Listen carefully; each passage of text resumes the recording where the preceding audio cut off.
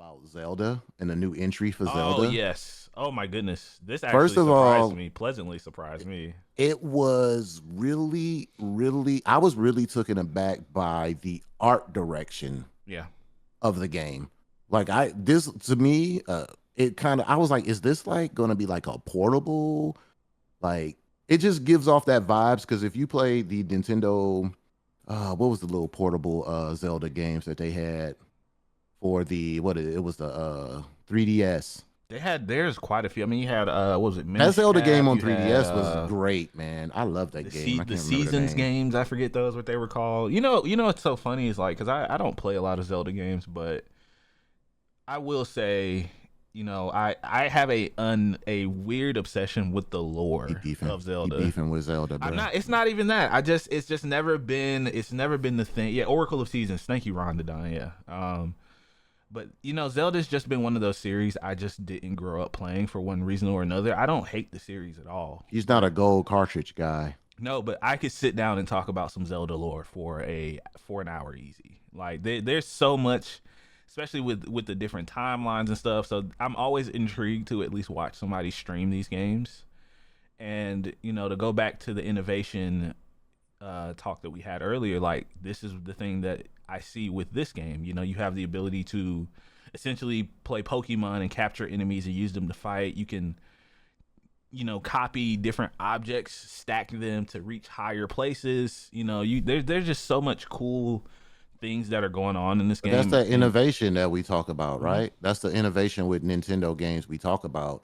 They managed to take their long-standing legacy acts and kind of like refresh them, make them interesting, give them a new ability. They kind of switch it up yeah, each game. So with this game, because it wasn't just enemies, like you can copy like desk, it looks like pretty much chairs, anything. Yeah, in the game you yeah, can and you copy. can use it and you copy these things and you could use it for various different things like progressing through the game like Yeah, so it gives that it gives you a lot to think about as you progress through the game. I'm pretty sure you're going to use this ability to um fight in big boss battles and stuff. There'll be certain ways that you have to use these abilities to um win in these battles. So this is right. what I talk about when I say Nintendo just keeps thinking of these little quirky little ways Yeah, yeah, they're to showing it make the right here game too. fun. Like if you Yeah. guys, once again, if you guys are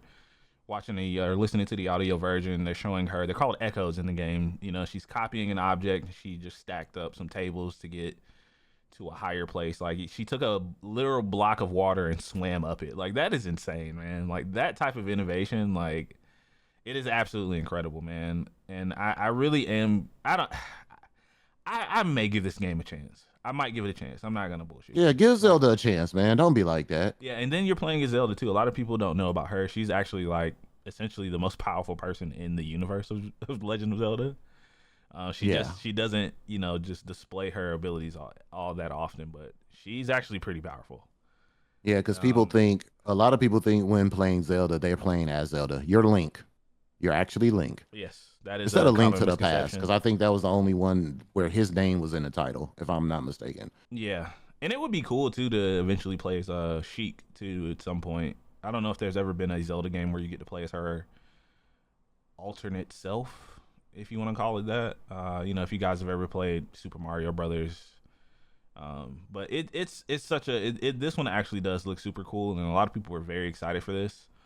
Like I I said, think they should be. It looks good, man. It looks good. Everything doesn't always have to like I try to tell people it doesn't have to have this ultra realisticness or realistic look to me because I think that art style is great. Like I'm looking at it and it looks good to me. Like it really looks good. yeah, And the way absolutely. that the game actually is playing, if you just go to the direct, if you haven't seen it and pull up the Zelda and just look at the gameplay, it looks good, man. Yeah, I'm actually excited for this, art and style looks absolutely incredible.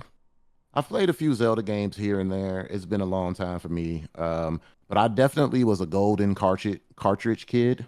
Yeah. I had the first Zelda with the gold cartridge. Weenie in chat says he still has it. Hey man, So Weenie. Let me tell you guys, Weenie is our resident collector of fine gaming memorabilia. This guy has shown off some impressive stuff in our Discord. That's all I'm saying. Hey, You yes, go to guys, our Discord. Weenie posts pictures of his setup, and it's insane. yeah, He's a historian. he said over 16K. I'm assuming that's the worth, or could those be the number of items you have? Because either is impressive, but yeah, he's a avid collector of very cool game and stuff, man, and it's always awesome to see. But yeah, this was actually really cool, man. Very excited, and it comes out this year. It comes out September 26th. Hitting that fall window, which I don't think this game's gonna have any trouble, selling or anything. Yeah, go save my boy Link, man. Yeah. Oh, that's the value of physical games, consoles, and controllers. That Oh, is you got all that absolutely stuff insane. insured, Weenie? You should actually, if you don't, Yeah, you should you think can about actually that get if that you stuff don't. insured. That's actually a great point. Your favorite game is the Minish Cap. Is Minish Cap Ocarina from what you beat so far? People either love or hate Ocarina for the story and what it's done to the timeline, which I think is hilarious. But Ocarina is Mm. definitely I've played. I remember playing Ocarina as a kid. I do remember playing that one, and that one's awesome. So much agreed, Ron. Much agreed.